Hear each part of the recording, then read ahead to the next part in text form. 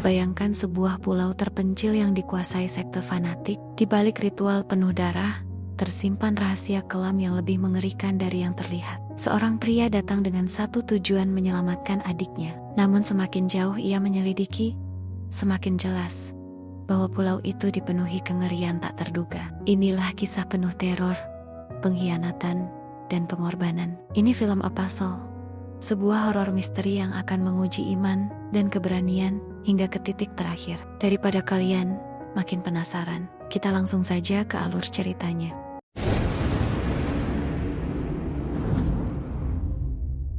Film ini berlatar tahun ke 1905. Sebuah kereta api melaju. Di dalamnya, Thomas Richardson membaca sebuah surat. Lalu muncul kilas balik, memperlihatkan Thomas berbicara dengan asisten ayahnya. Di situ dijelaskan bahwa ayahnya sakit keras dan Thomas diminta menyelamatkan adiknya, Jennifer, yang diculik sebuah sekte di pulau terpencil. Dalam surat tertulis, Jennifer ditahan dan hanya akan dibebaskan jika uang tebusan dibayar. Thomas juga diperingatkan untuk datang seorang diri, tanpa pengawalan. Bersama surat itu, ia menerima kartu undangan bagi orang-orang yang mencari suaka dengan janji kehidupan bebas, makmur, damai, dan berkecukupan. Itulah tiket bagi Thomas untuk masuk ke pulau. Setelah turun dari kereta, Thomas bersama para undangan lain tiba di dermaga untuk menunggu kapal menuju Pulau Erisden. Setiap orang menyerahkan kartu undangan mereka. Saat itu, Thomas menyadari kartunya berbeda karena terdapat noda tanah merah. Curiga, ia diam-diam menukar kartunya dengan seorang pria yang sibuk merapikan barang bawaannya. Ketika hendak naik kapal, Thomas melihat koper pria yang kini membawa kartunya diberi tanda silang oleh penjaga. Dari situ, ia makin yakin ada sesuatu yang janggal. Dalam perjalanan menuju pulau, hujan badai mengguncang kapal. Seekor anak domba yang dibawa penumpang terjatuh dari kandangnya. Thomas sigap menyelamatkannya, tetapi pria pemilik domba justru melemparkannya ke laut. Thomas heran, namun memilih diam. Setelah kapal merapat, semua penumpang dipindahkan ke skoci kecil menuju dermaga Pulau Erisden. Saat perahu mereka sampai, Thomas kembali melihat pria yang kini membawa kartunya. Seorang pria dikerumuni beberapa orang, seolah sedang diperiksa. Thomas segera memalingkan wajah, berpura-pura tidak melihat, lalu melanjutkan perjalanan. Saat menanjak bukit, dari kejauhan, ia melihat sebuah salib besar. Namun setelah mendekat, ternyata itu hanya ujung tiang perahu. Ia pun menuruni bukit hingga tiba di sebuah desa sederhana. Di sana berdiri patung wanita besar yang dianggap sebagai Dewi Pelindung Pulau Erisden. Sesampainya di desa, para pendatang baru diminta berbaris. Seorang pria memeriksa mereka satu persatu, mulai dari mata, rambut, hingga lidah. Terlihat seorang wanita bernama Ian ikut diperiksa. Setelah itu, ia diberikan sebuah toples dan sepotong roti. Ritual tersebut adalah kewajiban bagi semua pendatang baru. Mereka harus mendonorkan sedikit darah ke dalam toples sebagai persembahan untuk sang dewi. Sebelum cerita berlanjut, diperkenalkan 3 pendiri Pulau Erisden. Pertama, Malcolm yang dianggap nabi dan memiliki seorang putri bernama Andrea. Kedua, Queen bersama anaknya, Fionn. Terakhir, Frank dengan putranya, Jeremy. Malam harinya, Thomas gelisah di kamarnya. Ia tidak sabar mencari keberadaan adiknya. Saat memantau keadaan sekitar, ia menemukan sebuah kitab berisi ayat-ayat misterius. Keesokan paginya, seluruh warga berkumpul menyanyikan lagu pemujaan untuk sang dewi. Dalam perjalanan ke sana, Thomas bertemu dengan seseorang. Ia pun ikut masuk dan mendengarkan khotbah Malcolm. Tiba-tiba, Thomas melihat sosok wanita berambut putih melintas di luar jendela. Malcolm juga menyadari kehadiran sosok itu dan memperhatikan Thomas yang ternyata melihatnya. Setelah khotbah selesai, Queen dijemput para pengawal. Frank dan Malcolm ikut mengikuti mereka hingga masuk ke sebuah gudang. Di sana, pria yang sebelumnya memegang kartu milik Thomas dipukuli habis-habisan. Frank menjelaskan bahwa pria itu menolak memberitahu lokasi uang tebusan. Namun, setelah Malcolm memperhatikan lebih dekat, ia merasa ada yang janggal. Menurutnya, pria itu tidak memiliki ciri-ciri bangsawan, sehingga kemungkinan mereka salah menangkap orang. Tanpa pikir panjang, Queen langsung mengambil keputusan. Malam harinya, terdengar teriakan pengawas pulau bahwa jam malam telah dimulai. Semua orang pun masuk ke rumah masing-masing. Saat keadaan hening, Thomas keluar dari kamarnya untuk mencari jejak adiknya. Ia mengintip ke beberapa rumah penduduk hingga melihat seorang pria mengiris tangan istrinya, lalu menampung darahnya ke dalam toples. Sementara itu, Jeremy, anak Frank, tampak bersama Fionn, putri Quinn. Mereka sedang menghabiskan waktu di sebuah perahu. Thomas terus menyusuri desa hingga tiba di rumah Malcolm. Ia melihat Malcolm membawa lentera, membuka karpet lantai, lalu masuk ke ruang rahasia di bawah rumahnya. Tak ingin ketahuan, Thomas segera pergi. Namun tanpa sengaja, ia menabrak Fionn yang tampak terburu-buru pulang setelah bertemu Jeremy. Setibanya di lorong penginapan, Thomas melihat setiap pintu kamar memiliki toples berisi darah pemiliknya. Ia pun mengambil salah satunya, lalu menuangkan sedikit ke dalam toples miliknya agar tampak berisi. Saat hendak membuka pintu, tangannya tidak sengaja tertusuk kait kunci. Tanpa disadari, dari celah lantai muncul sosok wanita misterius yang menjilati darahnya yang menetes. Di kamarnya, Thomas mulai menggambar denah rumah Malcolm beserta bangunan lain di desa. Sementara itu, Malcolm keluar melalui jalur rahasia di bawah rumahnya. Lorong itu ternyata terhubung ke sebuah bangunan tua yang dipenuhi tanaman merambat. Di sana, ia sudah ditunggu sosok menyeramkan bernama Dick Grinder, penjaga sang dewi pulau. Keesokan harinya, Malcolm dan Quinn membantu proses kelahiran seekor domba. Namun, anak domba itu mati begitu dilahirkan. Kondisi ini ternyata sudah sering terjadi selama beberapa tahun terakhir. Panen selalu gagal, ternak berhenti berkembang biak, dan jikapun ada kelahiran, ujung-ujungnya tetap berakhir dengan kematian. Pagi itu, Thomas terbangun, lalu mulai bekerja bersama para pendatang baru lainnya. Ia kemudian diajak Jeremy untuk membongkar sebuah skoci. Rupanya, tugas mereka adalah menghancurkan perahu agar tidak ada yang bisa kabur dari pulau. Seiring waktu, hubungan Thomas dan Jeremy semakin akrab. Kesempatan itu dimanfaatkan Thomas untuk menanyakan keberadaan adiknya sambil menunjukkan sebuah foto. Jeremy tiba-tiba panik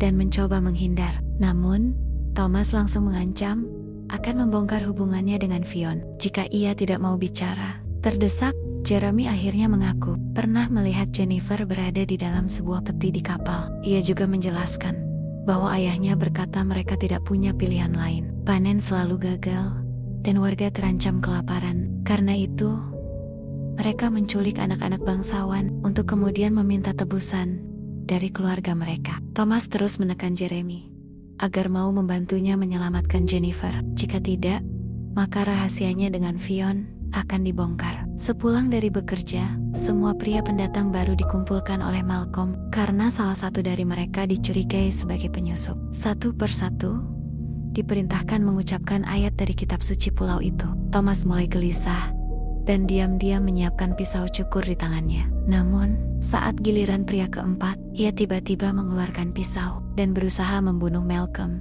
Kekacauan pun terjadi dan Thomas memanfaatkannya dengan berpura-pura melindungi Malcolm agar tidak dicurigai. Pria yang memicu kekacauan itu ternyata adalah Matamota Karichen yang dikirim untuk menangkap Malcolm beserta sektenya. Namun, pada akhirnya ia tewas di tangan para penjaga. Thomas kemudian dibawa ke rumah Malcolm dan dirawat oleh Andrea. Setelah insiden tersebut, ia justru mendapat kepercayaan khusus karena dianggap telah menyelamatkan sang nabi. Bahkan, ia dipuji sebagai pahlawan pulau. Tak lama, Quinn datang dan melaporkan bahwa orang yang ingin menebus Jennifer masih belum muncul. Mendengar hal itu, Malcolm memerintahkan agar diumumkan bahwa Jennifer akan segera dieksekusi. Tujuannya adalah untuk memancing orang yang membawa uang tebusan. Malam itu, setelah dirawat oleh Andrea, Thomas kembali ke kamarnya. Dari luar, ia mendengar Malcolm berpidato di hadapan warga. Dalam pengumuman palsunya,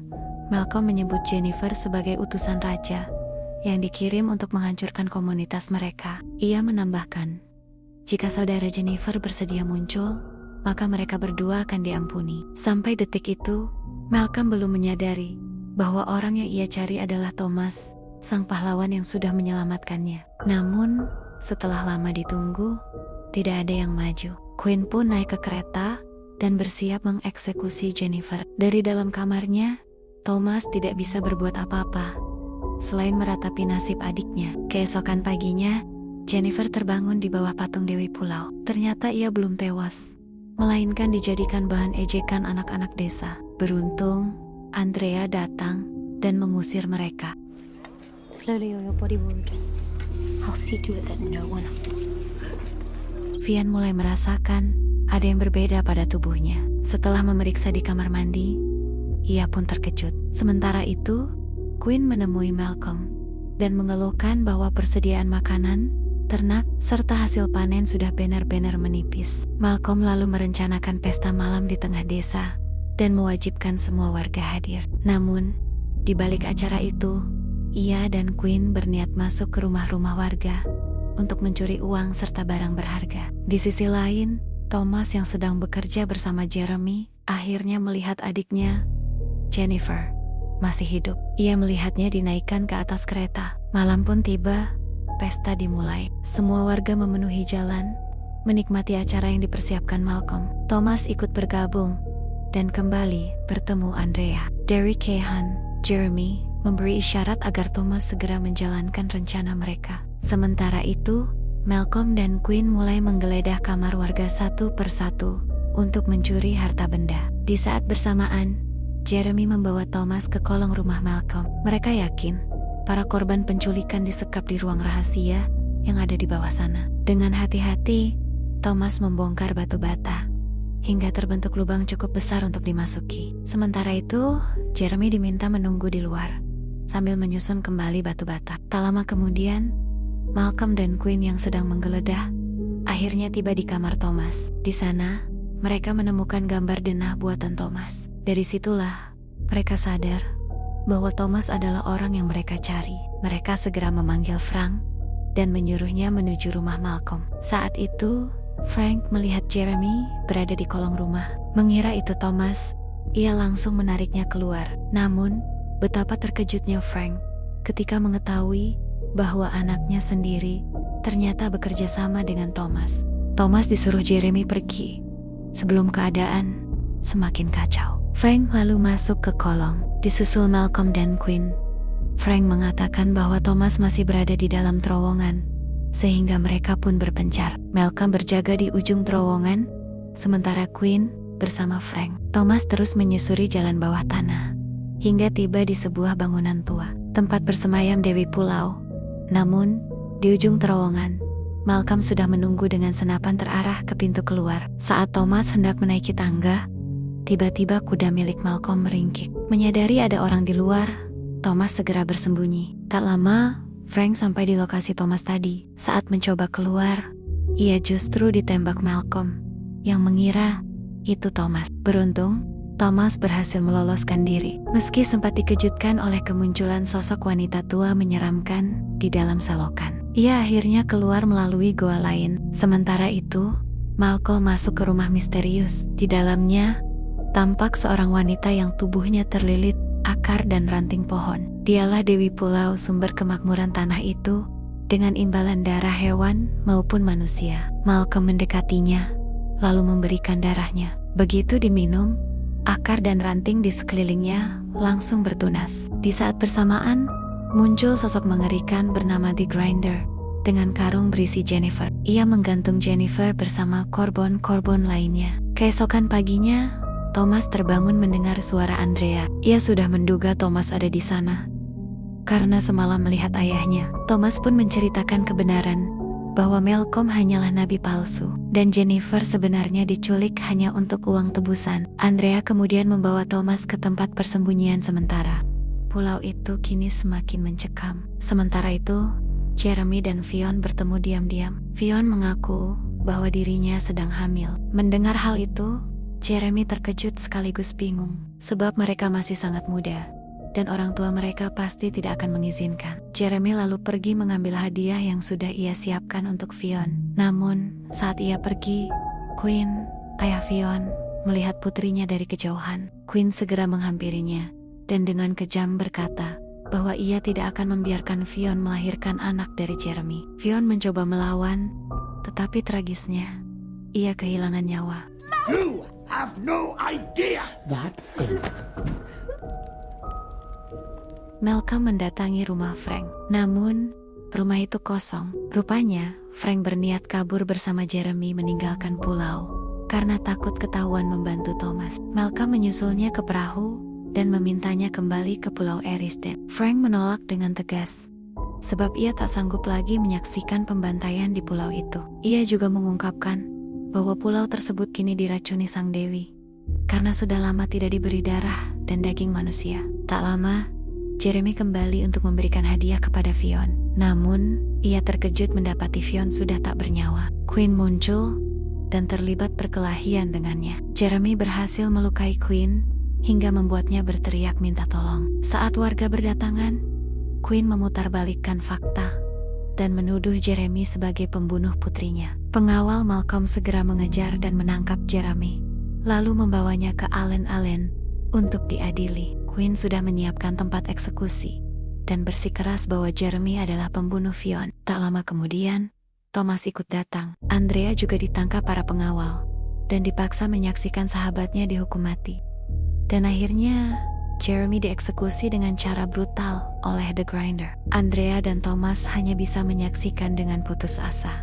Tak lama, Frank yang mendengar lonceng eksekusi datang bersama Malcolm. Dia kaget saat mendapati anaknya sudah tidak bernyawa. Di sana terjadilah pertikaian besar antara Malcolm dan Queen. Queen menuduh Malcolm hanyalah nabi palsu yang gagal membawa kemakmuran. Menurutnya, Malcolm terlalu lemah untuk memimpin pulau ini. Sebagai bukti kesetiaan pada sang dewi, Queen menantang Malcolm. Namun tiba-tiba, Frank datang dan menembakkan senapannya. Dia bersumpah akan membunuh sang dewi pulau. Kesempatan itu dipakai Thomas untuk melepaskan diri dari para penjaga. Dia segera kabur, menyusul Frank ke rumah. Sesampainya di sana, Thomas mendengar suara tembakan. Ternyata, Frank tertembak oleh The Grinder. Thomas pun bersembunyi lewat lubang di bawah rumah. Tak lama kemudian, Queen muncul bersama Malcolm. Tanpa ragu, Queen menembak Malcolm dan meninggalkannya sekarat. Di dalam rumah, Thomas terus mencari keberadaan adiknya. Dia melihat The Grinder memberi makan sang dewi. Akar dan tanaman kering mulai bertunas kembali. Tak lama kemudian, Thomas menemukan kerong-kerong yang tergantung. Dia membuka salah satunya, namun belum sempat menyelamatkan. Thomas tertangkap basah oleh The Grinder. Jennifer pun diserahkan kepada Queen. Sementara itu, Thomas diikat dan dimasukkan ke dalam mesin penggiling daging. Mesin terus berputar hingga menghancurkan jari-jarinya. Dalam keadaan hampir buntung, Thomas berhasil melepaskan ikatannya. Akhirnya, ia berhasil membunuh The Grinder. Setelah itu, Thomas mendekati sang dewi pulau. Wanita itu menghipnotisnya, membuat Thomas tergerak untuk membebaskannya dengan cara dibakar. Lalu Thomas menyalakan api dan membakar sosok tersebut hingga habis. Kemudian, Thomas keluar meninggalkan rumah itu. Di sisi lain, Malcolm yang hanya terluka di bahu sadar kembali. Dia melihat rumah Dewi Pulau sudah terbakar hebat. Sementara itu, Queen menyandera Jennifer dan Andrea. Dia berniat menjadikan mereka istri, lalu mempersembahkan anak-anak mereka kepada Dewi Pulau demi kesuburan tanah. Namun tiba-tiba, teriakan warga menggema. Api mulai menyebar ke Rumerama penduduk. Semua orang panik dan berlarian menuju perahu untuk menyelamatkan diri. Di tengah kekacauan, Thomas muncul dan mencocol Queen. Queen sempat melawan, bahkan menikam Thomas berkali-kali. Namun akhirnya, dia tewas setelah dihantam keras. Mereka bertiga segera melarikan diri. Namun, di perjalanan kondisi Thomas semakin parah. Dia tidak sanggup melanjutkan pelarian. Dengan lemah, dia meminta Jennifer dan Andrea pergi tanpanya. Setelah perpisahan yang mengharukan, keduanya meninggalkan Thomas. Tidak lama kemudian, Malcolm datang. Dia menyadari semua orang sudah pergi, dan hanya tersisa dirinya serta Thomas. Saat Thomas rebah tak berdaya di tanah, tiba-tiba tunas-tunas tanaman merambat muncul dan mulai menyatu dengan tubuhnya. Melihat itu, Malcolm tersenyum lega, seolah percaya bahwa Thomas kini menjadi pengganti Dewi Pulau. Itu artinya, dia kini menjadi Dewa Pulau, dan film pun selesai. Demikianlah alur cerita film Apostle tahun ke-2018. Sebuah kisah kelam tentang fanatisme, keputusasaan, dan pengorbanan manusia demi kepercayaan. Film ini memadukan horor, thriller, dan nuansa misteri yang pekat, sehingga menghadirkan ketegangan dari awal hingga akhir. Bagi yang suka film bertema sekte, mitologi gelap, dan adegan penuh kejutan, Apostle bisa jadi tontonan yang memuaskan. Namun, tetap siapkan mental, karena film ini syarat dengan adegan sadis dan disturbing. Kalau menurut kamu, bagaimana akhir perjalanan Thomas di pulau misterius ini? Apakah semua pengorbanannya sepadan?